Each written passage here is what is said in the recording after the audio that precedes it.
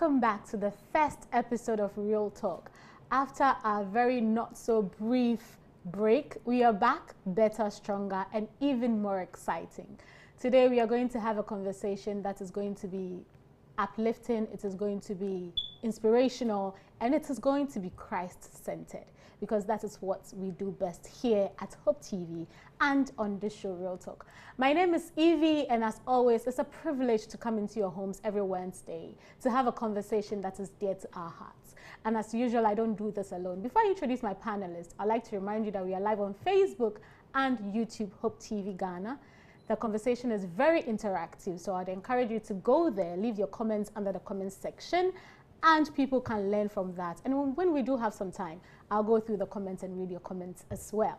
So today's conversation is going to be on abuse, it's going to be on societal pressures when it comes to marriage, it's going to be about how to deal with issues in marriages, and that's ever tabooed word in marriage, divorce, when it is supposed to happen, if it is supposed to happen after all, or even if you think about it, is it a sin? You know, being Christians, God says he hates divorce. So we are going to have the conversation. We are going to make sure that you understand what we are talking about. We are going to make sure that we are not mincing our words. We are going to be real and practical, because after all, this is Real Talk. I have with me in the studio amazing people to have the conversation with, people who know what they're talking about, people who are experts in their fields. I'll start off by a very known face on this TV channel, Pastor Bidiaba. He's no stranger. And for today, he wears a lot of hats, but for today, because of this conversation, he is going to come on as our resident coach or counselor who has the passion for young adults. Pastor Daniel Abeidu Bidiaba. Sure. It's good to see you once again. Yeah, good to see you. It's been a while. Yes. Okay, I can't say Happy New Year because I was with you New Year's. Yeah. So I can't say Happy New Year. Yeah. Yeah. But it's good to have you back. Yes. Are you ready for the conversation? Why not? We are here. We Yeah. are here. Absolutely. Yeah, Yes. we did. Joining Pastor Bidiaba and myself to have the conversation is a very beautiful lady, Emanuela Paddy, who is a registered midwife. Emanuela, how are you doing? I'm good. How is life? Everything is fine. You look very beautiful, I must say. Thank you. You also look good yourself. Thank you, thank you, thank you. And you're a registered midwife. Yes, please. I always wonder, how is that job like? You know you go in there and you bring out human beings, tiny human beings, and make sure they are living and surviving. That's a very noble profession, I must say. How has your experience been so far? Oh, to the glory of God, I'm very grateful to have the opportunity to nurse mothers and also their children to life. You know, it's not just anyone who can stand it. Others can't even stand the sight of blood. So to be able to be at the murder center where you are helping a mother to bring life, it's a real opportunity. So I'm just grateful to God for that experience. Yeah, It's been so wonderful. I think it's a beautiful thing that you do, and we are grateful for your service. Thank you. You're welcome. So without wasting much time, let's go into our story today so that we can dive into the conversation. So it says, Evie, I thought I had found the perfect man. He was introduced to me by a close friend, and everything seemed to fall into place. He was charming, wealthy, and willing to take care of me. A dream come true, especially in my situation. After university, I had spent 3 agonizing years searching for a job. 4 companies had rejected me, and with each rejection, my hope faded. My responsibilities weighed me down. I was the eldest in my family, with a frail mother and 2 younger brothers to support after the sudden loss of our father.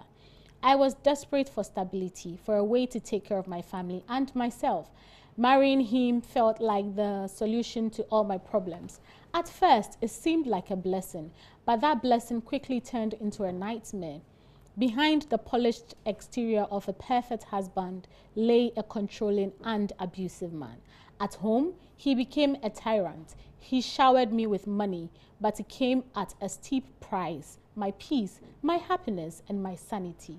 He accused me of manipulating him into marriage, his paranoia growing with every passing day. The emotional abuse soon turned into physical. One night, in a fit of rage, he grabbed a knife and lunged at me. I narrowly escaped, but the fear still haunts me. I am trapped in a gilded cage, forced to play the role of a perfect housewife. while my soul crumples inside. I care for our only child, pouring all my love to him because he is the only light in this darkness. But now he's planning to take my child to the USA, separating us forever. I have tried to leave him many times, but each attempt seems futile. He tightens his grip, leaving me more hopeless than before. I am torn between my responsibilities to my family and the desire to break free for the sake of my own life and my child's future. Please, I need help. How do I escape this nightmare and protect my child? How do I find myself again after being lost in this storm? This story, it's quite sad. I mean, a young lady who thinks she's found the perfect solution to her problem, and now she goes into this perfect world, which turns out to be imperfect, with a man that we usually say in our local way, outside gentility, home cry. He seems like the perfect gentleman outside, but when it comes to the house, he is literally a nightmare. And this young wife and mother is wondering what to do. There are lots of things in the story that comes to mind when I read it. It comes with financial freedom or independence. We think of what people would think of us when we make certain decisions. I'm a young mother. Can I leave my marriage with a child? Oh, he is the more affluent and powerful one. He will take my child away from me. Is that enough reason for me to sacrifice my mental health and stay in the marriage? You know, will people even believe me? Because outside he's portrayed as the perfect man. And people wonder, you know that thing, hey, now what are you looking for in this world? You have everything and you're still, you know, all that happens or is going on in this story. And so, Pastor, I'll come to you. All right. Looking as you are someone that is very passionate about coaching the young adults or even people in general, counseling and making sure that as we go on in this journey called life, we are navigating it well and making the right decisions. Understanding abuse in a relationship, you know. My first question to you would be, what are the signs of emotional and physical abuse in relationship? Sometimes when we are in the love phase and we see the person and they say love is blind and it blinds you to all their flaws and anything that they come with that may not be ideal, we close our eyes and say, oh, he will change, oh, I can manage, oh, it will get better. But what are some of the signs? Are there even signs that you can point out and see? If there are, what are some of these signs?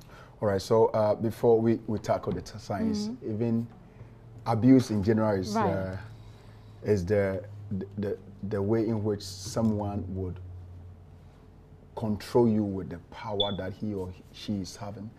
And abuse is not just for men who try to abuse women. It's vice versa. Everyone can abuse the other person when it comes to marriage. And in a relationship, it is when that person wants to gain or control or maintain that strength or the power the person is having. So from the story that you read for us, that lady, you could see that before this thing started, we can't judge whether in the relationship she saw the red flags, whether in a relationship she saw anything that propelled her not to have entered into a relationship.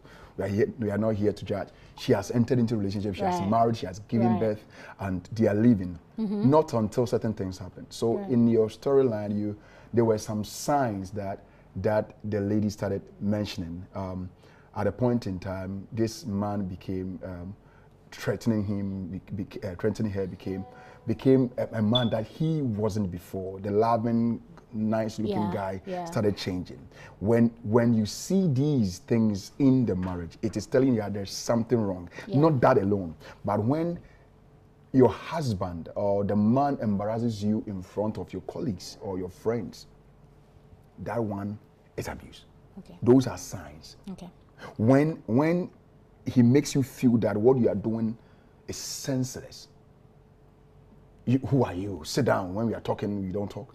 When he began to control you with the power that I am the man of the house. So when I tell you to shush, you need to shush. Don't go there, you don't go there. Now, economically, the man was not helping her to use what she has unless the man dictates what to use with the money. These are signs. So if I have a husband, beautiful husband, of course, handsome, nice looking man, and he try or start doing set things I should be in a know that no, something has started happening. I shouldn't just take it for lightly. Also, when you use drug or alcohol as an excuse of the behavior or the action that he will do towards you as a spouse, there's a problem. These and others are the signs that when we see in our relationship, we should be in the know that no. My marriage that started beautifully, where a lot of people came to witness, it is diverting to a route where it's very rough, and if care is not taken, I'll get a flat tire that I can't move again. And that is the point in which our lady is now, because she is asking us to help her. So these are some of the signs, and at the point in time, I'm not sure she didn't say all, but there may be also sexual and bit of it where when the man feels like having, give it to me. Regardless of what I don't really care about what you're going through. Give it to me. She didn't say, or she said the bit that probably she wanted to let us know. But maybe somebody who's watching is going through these which the woman didn't say. If a lady or a wife is watching who are seeing such signs in a marriage, that person should know that emotionally there's an abuse. Then she said that it led into physical abuse, where there will be these slaps here, there will be this hitting here and there. There will be, at a point in time, said she realized that the man put knife or something. When these things, these signs, these are the physical signs that should be in the know that when you see a husband doing that, and they don't do it often, they just do it once and they'll apologize. I'm sorry, hitting on you, I'm so sorry. So it wouldn't happen again. And then he wouldn't. Then as time goes on, a month, it will take months. Then you do something and generate it, say pow again. And he'll come back again with chocolates and stuff like that to apologize. And you see our women, my darling husband, or Domi, so then I come and, he wouldn't do it again. Then it's like the cycle. It goes back again. There's a trigger to trigger him to get angry and hit you, come apologize and trigger that cycle. So that chain is not broken. And when a wife sees this, or a husband, because she's a woman, we are dealing with it. When a wife sees that, please get to know that that relationship, that marriage has become abusive and a violent one. Get help.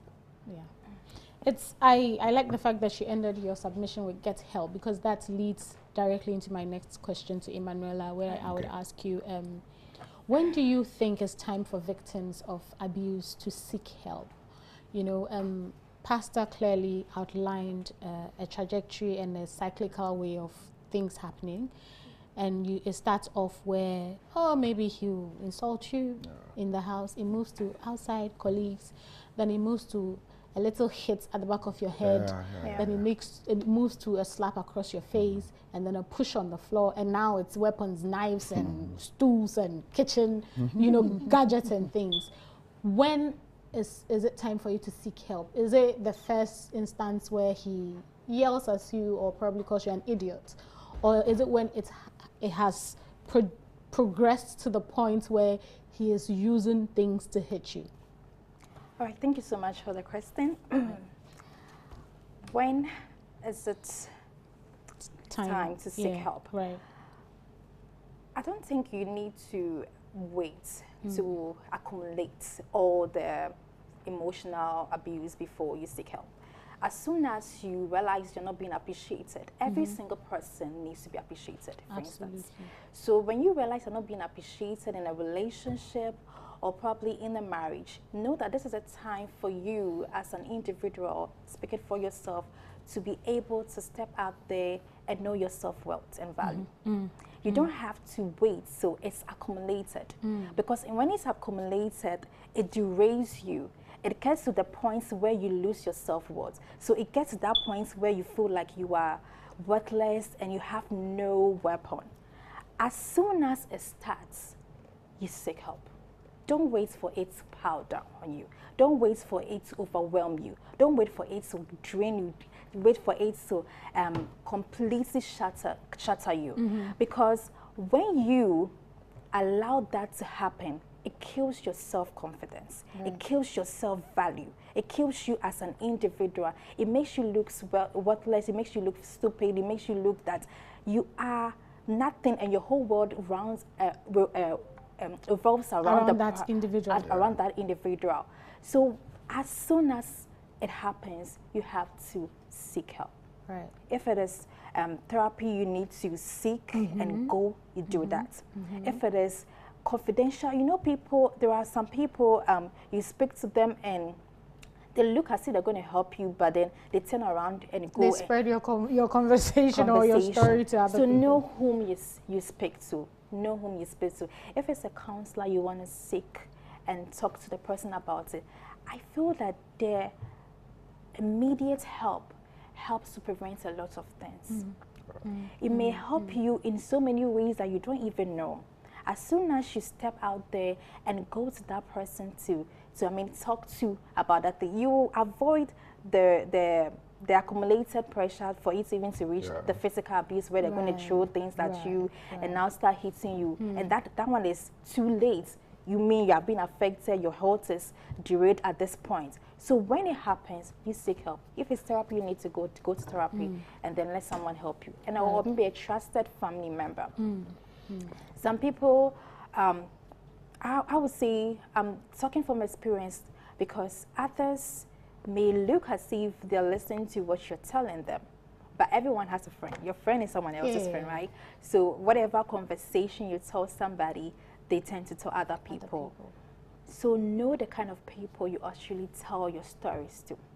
Someone who actually help you, not someone who would spread you out and make something that was supposed to be a secret and a little help become a public conversation. Absolutely, I agree. We can't have this conversation and not talk about societal pressures, cultural expectations. And what society thinks your marriage should look like, and what society thinks conversations in marriage should be had, what type of conversations, and whether even they should be had at all, you know. And so, Pastor, I know you've spoken to a plethora of human beings on abuse, all forms of issues that people go through, and you've heard things, oh, I can't move out because my church will say this, my parents will say this, my community at work will say this, I am embarrassed because when I leave my home they'll call me the failed woman, the failed mother. You know, you hear all these things.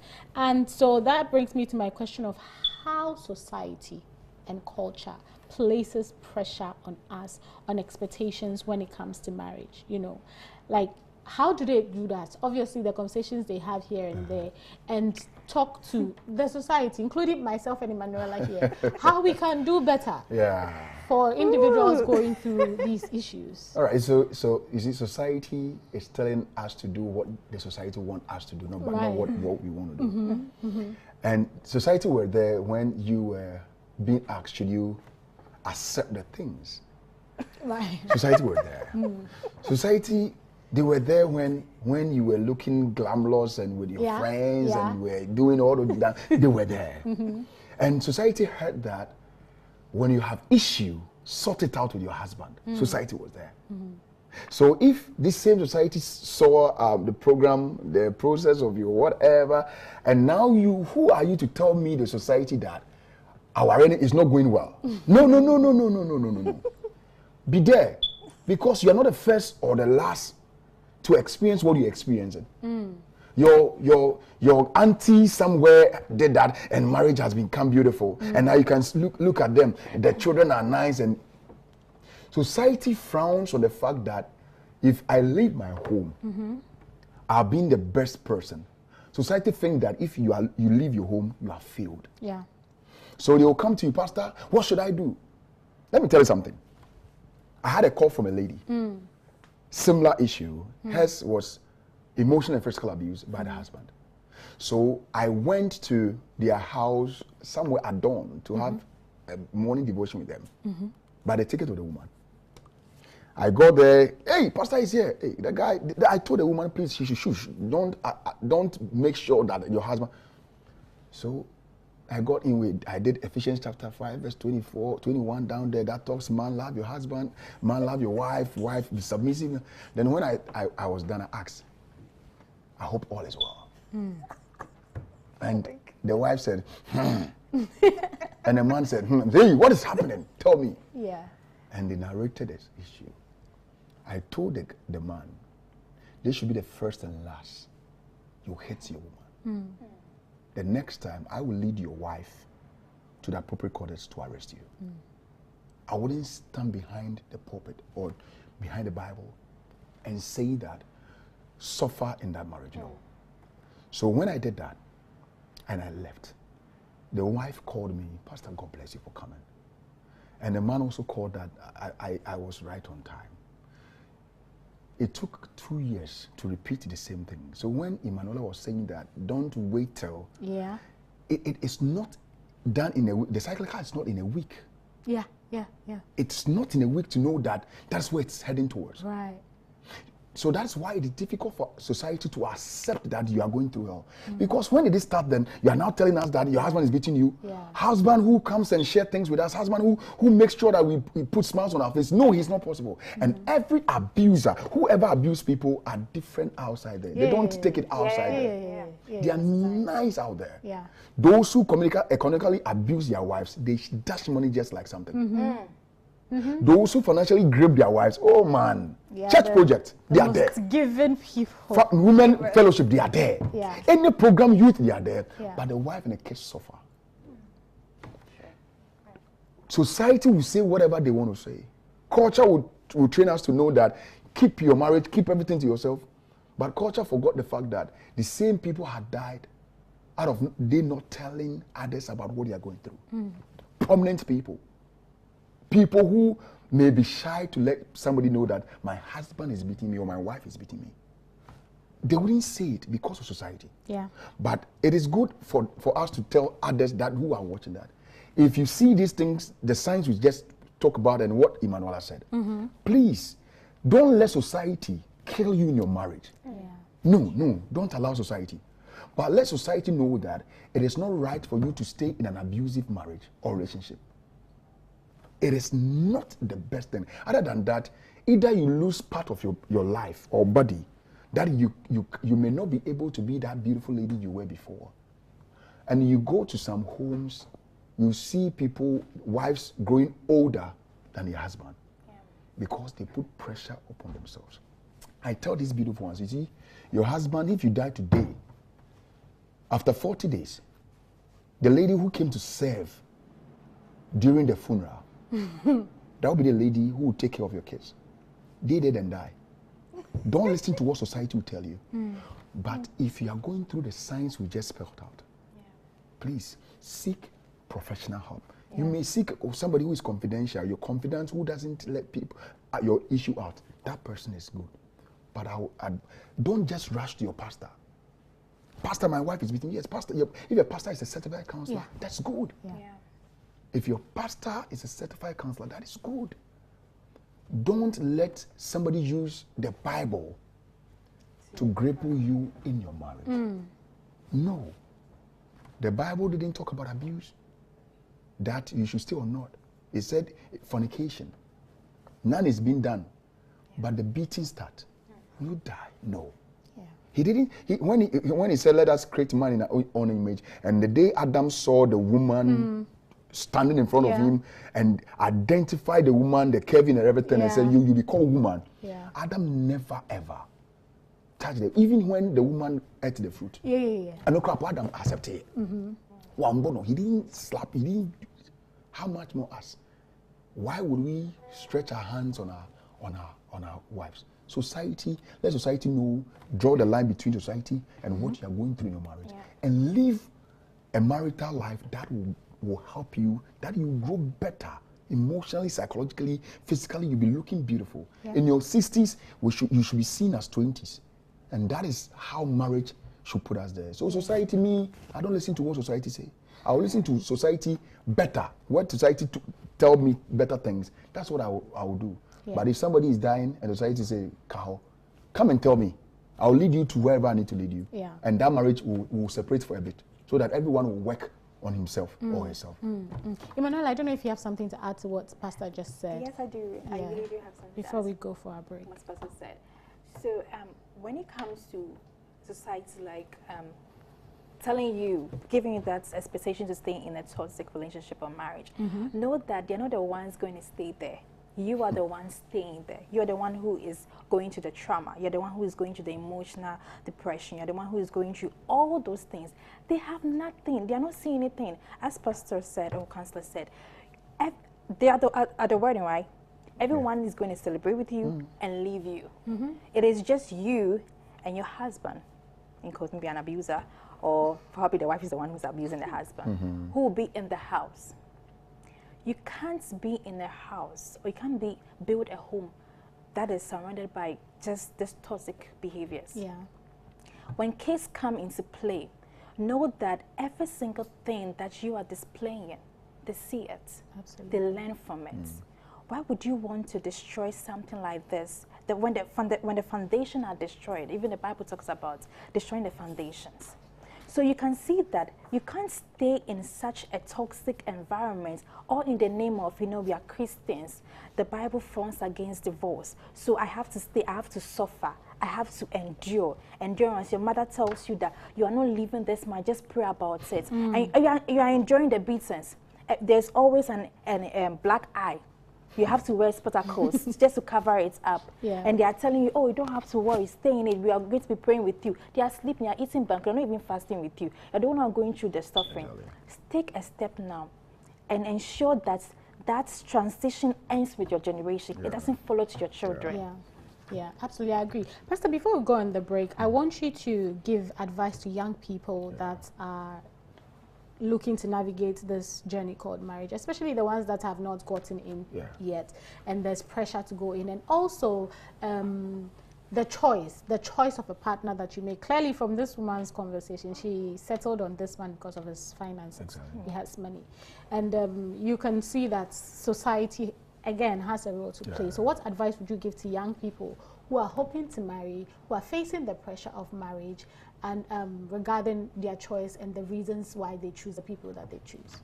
1, marriage is not a race. 2, it is not I'm of age. 3, it is not that my friend just got married and mommy or daddy may think I'm not living well to have somebody in life. 4, you are not supposed to marry because the guy works at a bank or the guy is well-to-do. When it comes to society, he's well-to-do. They have money. Yeah. 2, it is don't rush into marriage because of comfort. I want to leave home because I'm of age, so let me marry so that I will leave home. If you have these reasons in mind, you have failed in advance. Yeah. If you want to make sure that you wouldn't step in the shoes of this lady, as my young lady out there, 1, pray about who you need to settle down with. Because the person you're going to settle down with, you don't know him. Yeah. You don't know his background. You don't know whether he has experienced abusive home before. Yeah. Allow God to do the selection for you. This is where people think it is not possible. It is possible. Allow God to do the selection for you. Don't cast a man in front of your eyes or face and bring that parcel to God and tell God, this is a man made in the Bible, so please bless it for me. No. But if it's your time, allow God to help you get that man. And nobody is perfect. Absolutely. Absolutely. We need to make our partners perfect, because at the end of the day, he's coming from a background that I had no idea with. So when the two of us get together, we undo what we know already and we get together. So he or she understands you and lives go on. Other than that, if you move into relationship with all these things, the things I just spoke about, you'll find yourself wanting, because now you came because of money. I have the money. Yeah. So what? Now I can do whatever I want to do with you, and you can't go complaining because the same money, I take care of your family. So the family will tell you, pray and stay. I'll fast with you. Because if you should leave the marriage, who's going to give us money? Yeah. So you are locked. If the comfort you were seeking for, you left home because you think you are 30 years. So let me go out there and marry so that I can settle. I will leave home so that people will know that I'm also responsible. You went there and now you're not getting the best of that comfort you needed. We don't marry because of those things, but we marry because it is God's appointed and appropriate time for him to handle you as a lady to a man that he also had planned for you. Please, my ladies, it is difficult. Don't look at what somebody is doing, but think whether you are ready. And jokingly, if you're a lady and you don't know how to cook, you don't know how to cook, you don't pray for marriage. Okay. Okay. That's what I'm saying. You don't pray for marriage because what are you going to eat? If you're a man and you're still staying with your parent who are taking care of you, you don't pray for marriage. You pray for a successful job that God should give you and settle down well to go and pick somebody's daughter. Because your father and mother will take care of you to a certain age, 26, 27 years. The rest till you die, somebody is going to take care of you. Yeah. So please, pray that you get sound mind to settle and everything before marriage. A lot of people are praying wrongly. That's why I chip in that. Yeah. Thank you so much, Evie. Thank you, Pastor. I would have to go for a quick break. When we come back, we'll continue the conversation. Do not go anywhere. This is Real Talk. We'll be right back.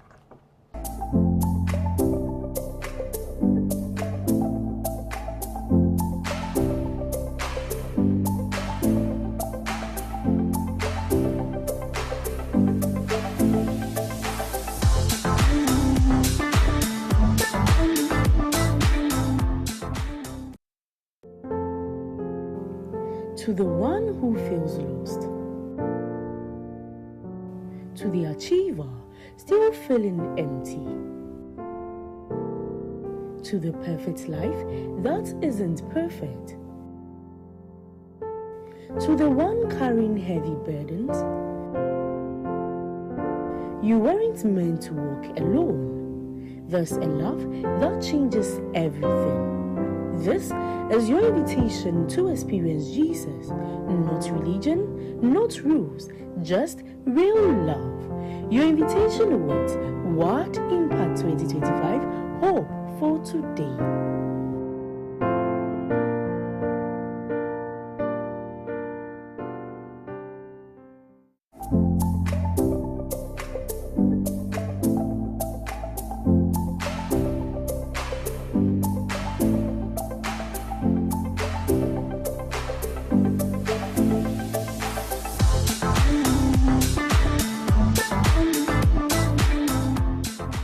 Welcome back from that quick break. We are still in the studios of Hope TV Ghana, coming your way with Real Talk. My name is Evie, and I've been doing this with Pastor Bediaba Emanuela.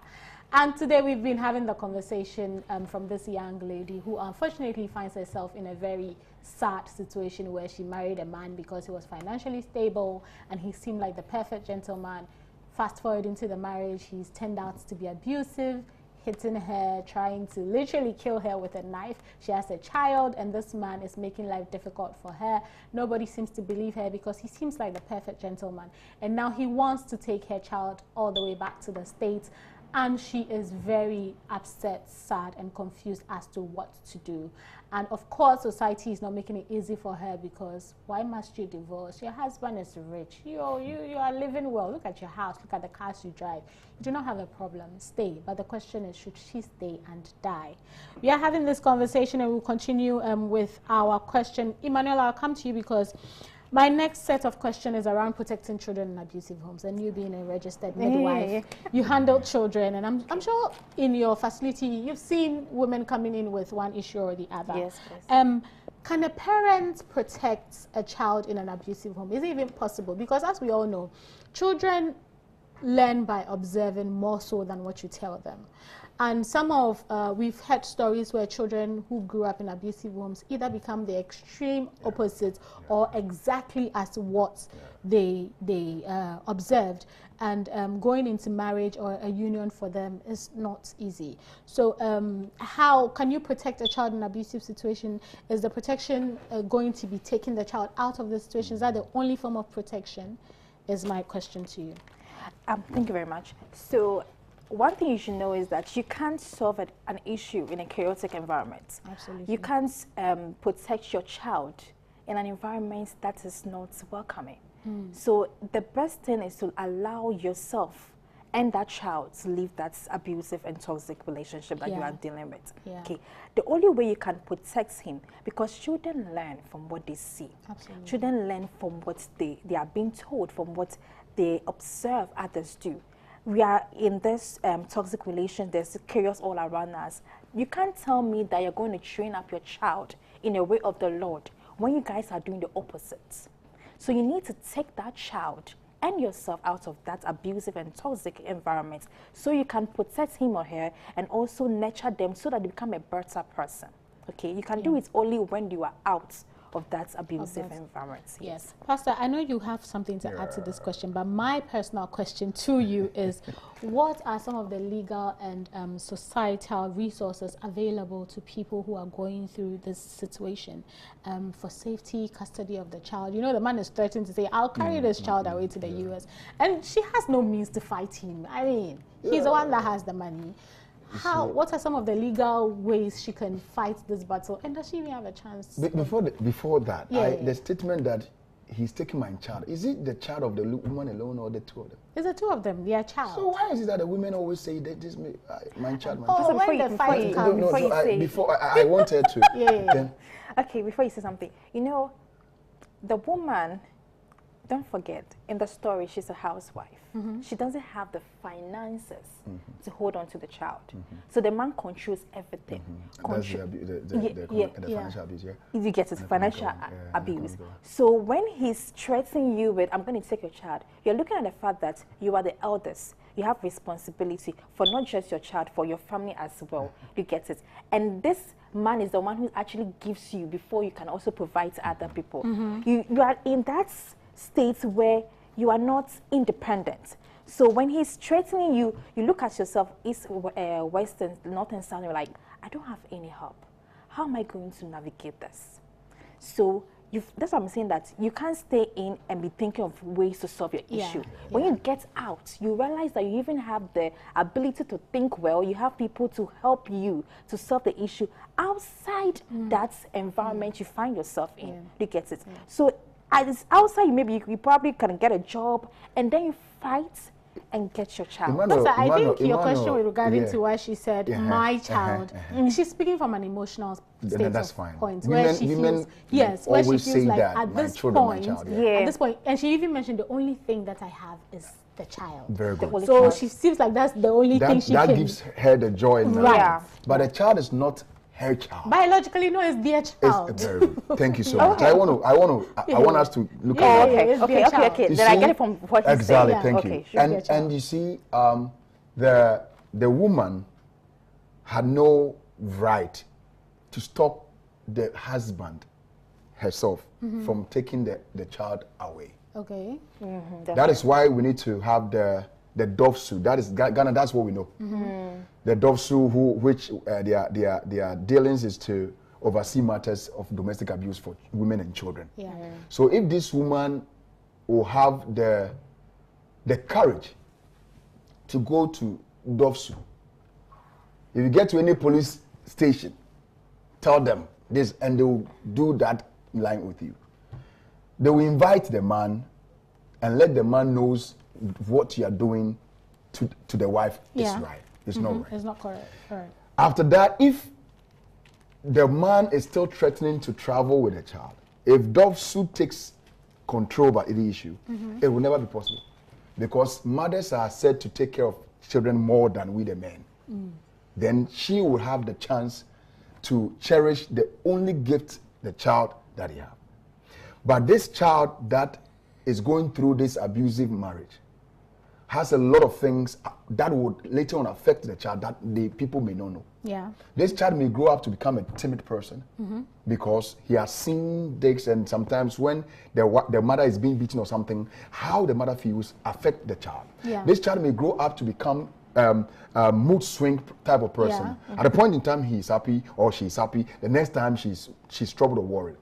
This child can grow up to start striking or to harm, self-harm himself or herself. We may not know whether it's a she or he. This child can also do that when he grows, because at the end of the day, he have seen father, mother do that. This child will grow up and pick a lady, if he's a guy, pick a lady and treat the lady the same way because he saw father doing them. Yeah, that's what he knows. Yeah, that's his new normal. Exactly. Yeah, if it's a lady, will never ever respect men because she saw husband, the father, beating the mother, would never have anything to do. So if people who have gone through abusive home are now seeking life partners, these people should own up for them to be cancelled and unlearn what they have so that they can make a better home. Other than that, it will be a hell. The only place we know in Ghana here, and the sometimes social welfare also, they also have this that they will take the child from you or yes. So I think Ghana here we have systems though, but the traditional way of sorting things out like this, the society, the culture, doesn't permit us to go to such places. Now these people, the DOSU was for women and children, but now men are there. Men go complain because now, like you clearly said, abuse is vice versa. Even the way some of the women are abusing their husband. Right. Yeah. It all comes from and you the see, place to learn. it is painful that the men, because of society, men, we are the head. Men, we are not supposed to cry. Even somebody died. We are the men. We should man up. Which is another toxic trait. Exactly. It plays on your exactly. mental That's what we grow up to see. So if I'm crying, are you a woman? That doesn't even make any sense. You're a human being. You have tear ducts. But they forgot Jesus Christ wept. I know, but he didn't even cry. He wept. He wept. So you see, when it happens like that, if you're a man and you're also going through this abusive marriage, please man up and go to this facility. The doves, tell them about what you're going through. And they also invite your wife and talk to your wife. If it doesn't, even in the church, in the church, we don't just tell the wife to leave or divorce, no. If it becomes so toxic in that marriage, we separate. Yeah. And we work both sides. The man gets counseling, the woman gets counseling when we need to invite them. And the man is supposed to rent for the woman for that process. It can take a year or two. But if society realizes that it's not going to be better, then with the church, we don't divorce. Then you do your thing. Okay.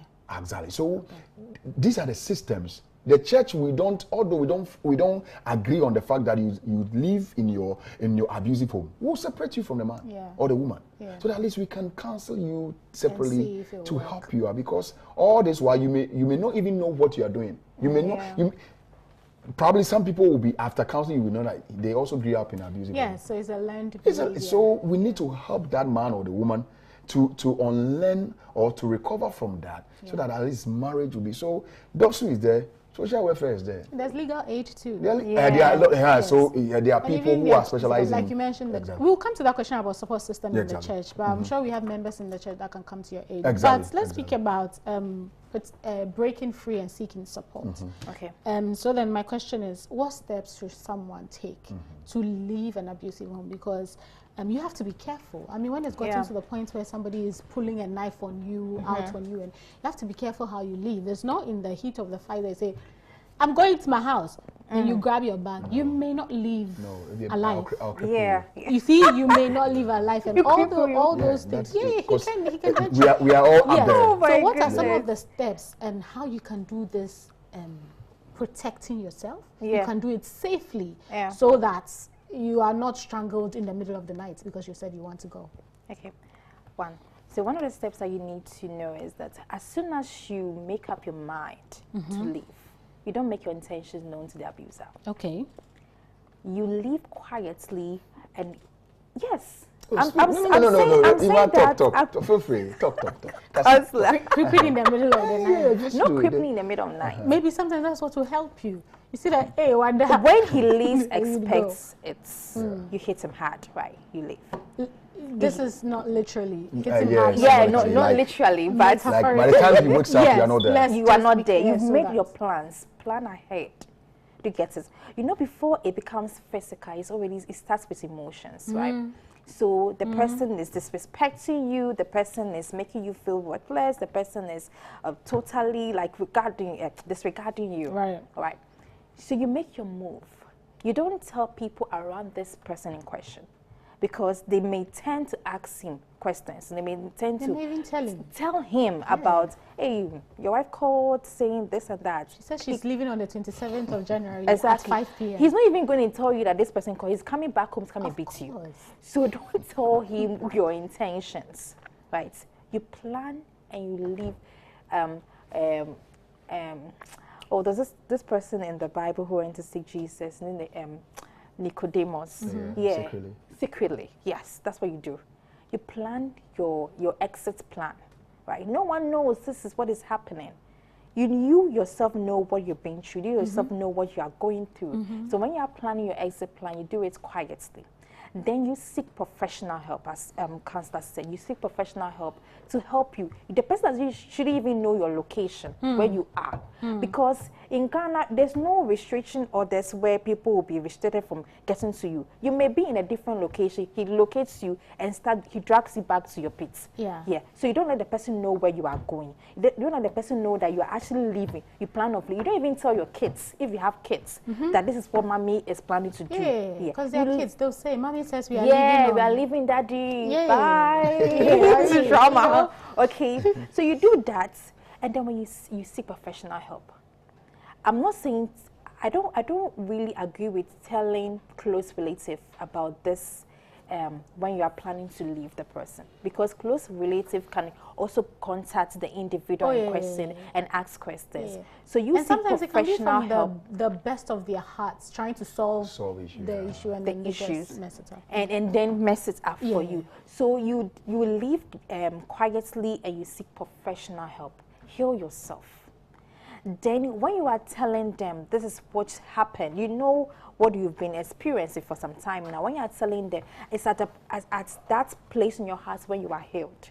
So you know how to attack. You know how you're going to be backed. If it's Dosu is going to back you, if it's legal help you're going to seek, you know how you're going to manipulate your way and set yourself free.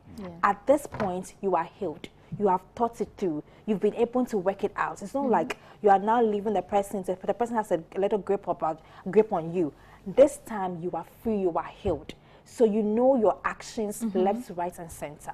So I think that is what's going to do. You can do as an individual to help you out in such issues. The healing part is a very important part that we have to discuss. But before we go on to that, Pastor, you're talking about what the church does to support people facing this rather unfortunate situation. So then I would ask us to speak a little more on that, about the importance of building a correct support system and the role of the church, the family, and friends in this.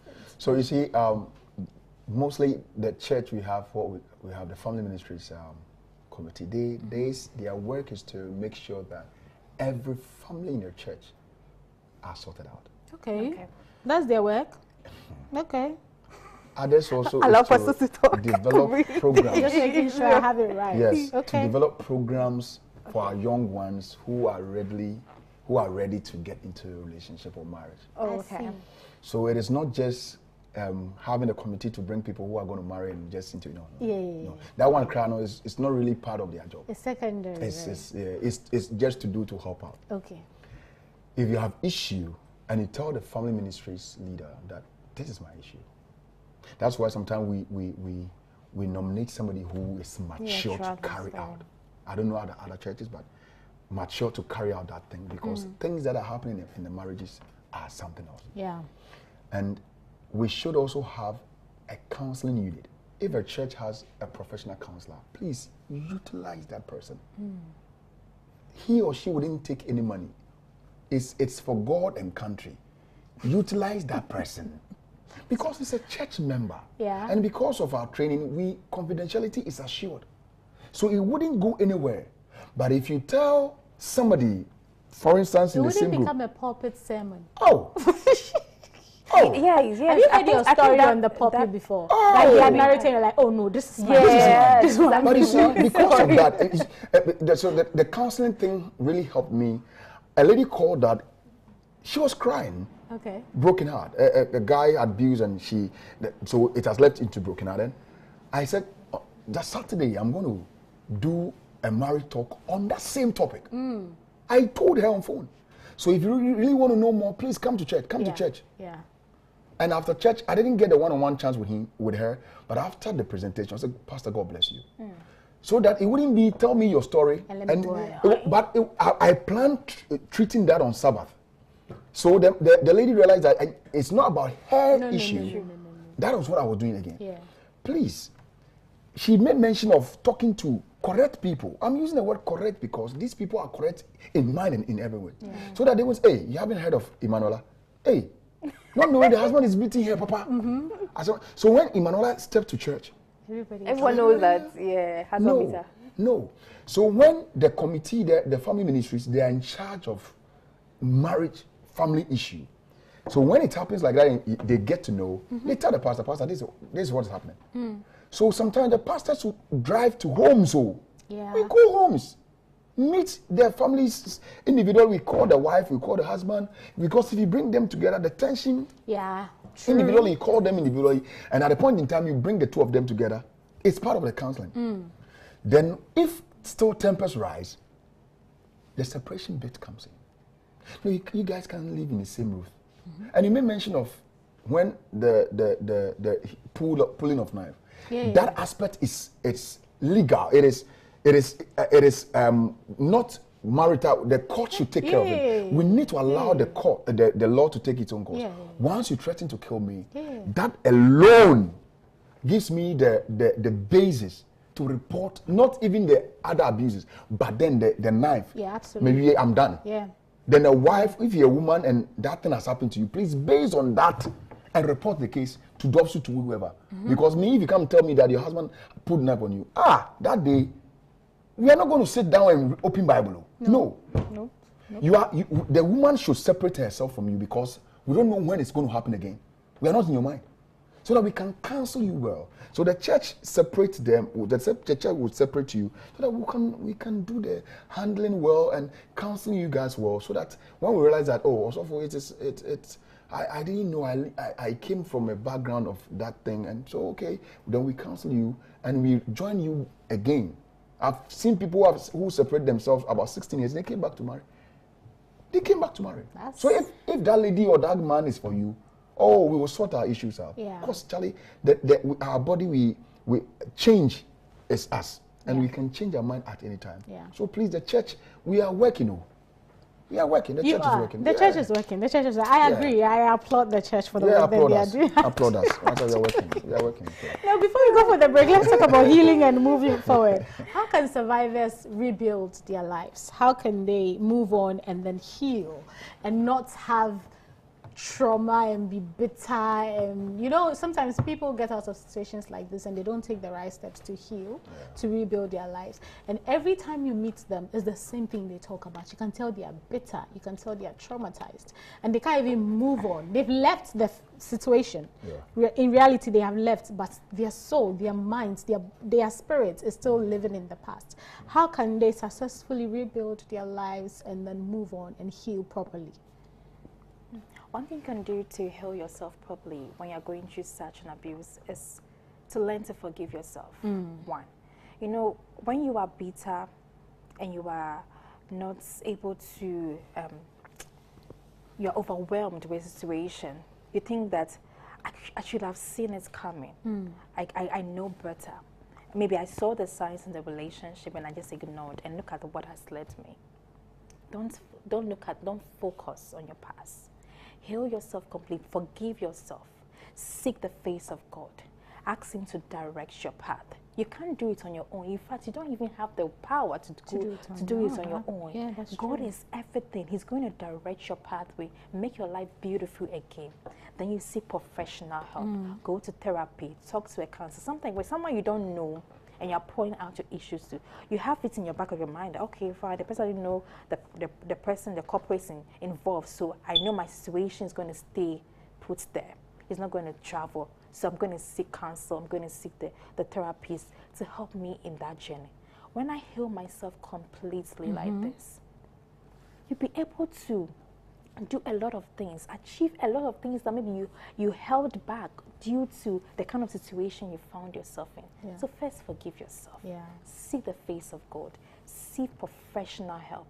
seek counselors, go to therapy session and heal yourself. And also, if you have a child, ensure that you and your child also are away from that chaotic environment. And they're also getting the professional help. And also getting the professional help as well, because it's very important. It is. Yes, we can't overlook all these things and then expect magic to happen.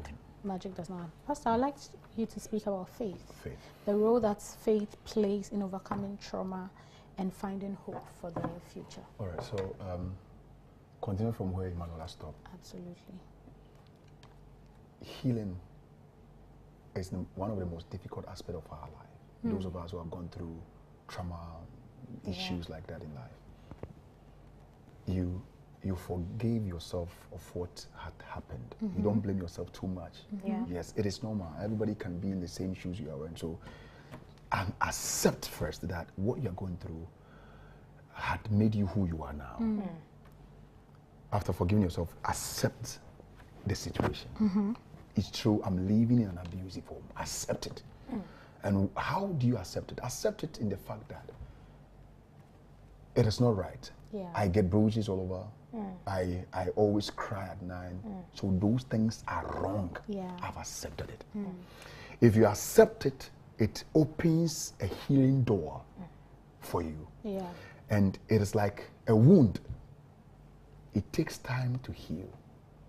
How you nurse the wound, the gauze, the spirit, the cleaning, how they will take time. You take time to go through this acceptance level in life, because at the point in time, you become angry of unnecessary things. It is normal. But when all these things happen, there's nothing to do without God. He is the center of everything you are doing.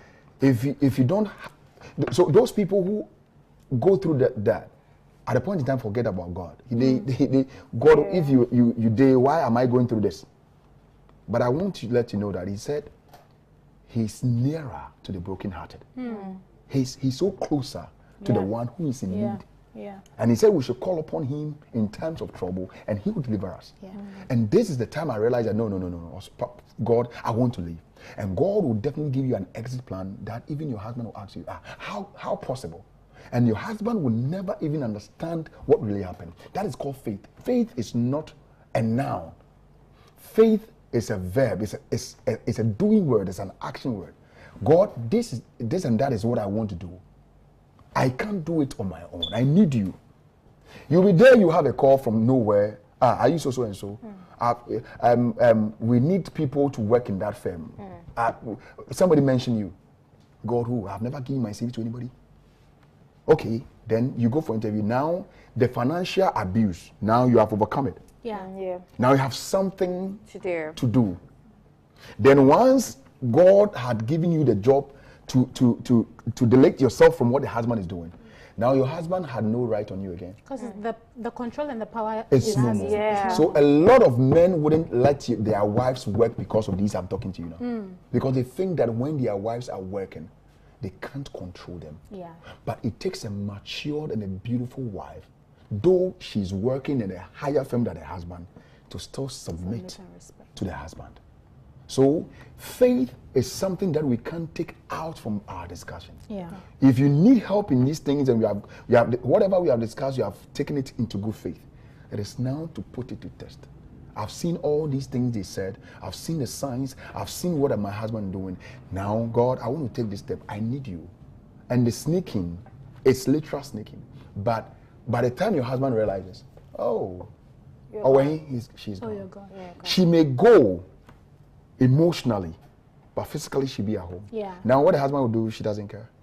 No, she hasn't care. Basically. She wouldn't care about what the husband will do. And the husband think that... And now people, even some women will go for gym to train to see how they will do certain blocks just to make sure that I can also. It reminds me of a movie that I watched, Enough. She went to gym just so that at the end of the day, when the husband throws and she holds the punch. Hey, tell me wife, why then? And men, and let me say it, men who are abusers are cowards. Thank you so much. Thank you, Pastor. That is a way to end your submission for us. Emmanuel, final words before we go. All right, so what I'm going to tell everyone that's watching is this. do not stay in an abusive relationship or marriage just because you want to please the people around you, just because you want to be somebody who is, you know, in quotes, a Christian, a true Christian. I don't want to disobey the commandments of God and go and divorce. If you know you are in such an environment, you need to seek help. Do that. Seek help. And also, in the healing process, find yourself again. Pick yourself up. Exactly. Don't give up on your dreams. Yeah. Don't give up on your goals. All because you went through a very traumatic experience. Use that as a stepping stone to achieve more things, because you are worth it. You are not useless. You are actually worth every single thing that they made you think you weren't. So this is what I want to leave to them. I hope Thank you, Pastor Bidiaba. He said, weeping may endure for the night, but joy will definitely come. She is in her weeping state. Yeah. It will end very soon. And she'll get back to herself again. Thank you all so much for joining me. It was a good conversation. Thank you, my audience, for listening. I'm going to steal Pastor's words from Psalm 34:18, where he said that the Lord is close to the broken heart and he is ready to save the one that is crushed in spirit. Your life matters. Come on, because God has plans for your life. He says he has plans to give you hope and a future. Where would that future be if you die in this abusive marriage? And I don't think, there's this joke that I always say that if you die a very useless death, God will lash you when you get to that heaven queue. So please make sure you're taking care of yourself, make sure you're taking care of that child, seek help from the right people, and I am sure everything will be fine. We are praying with you and you are in our thoughts and our hearts. I hope that everything works out well for you and your child, and I hope that your husband turns a new leaf as well. We will be back same time next week for yet another conversation, but until then, please make sure you are enjoying the rest of the contents on Hope TV Ghana. My name is Evie, and I couldn't have done this without you and Pastor Bidiaba and Emanuela. Same time next week. See you. Thank you.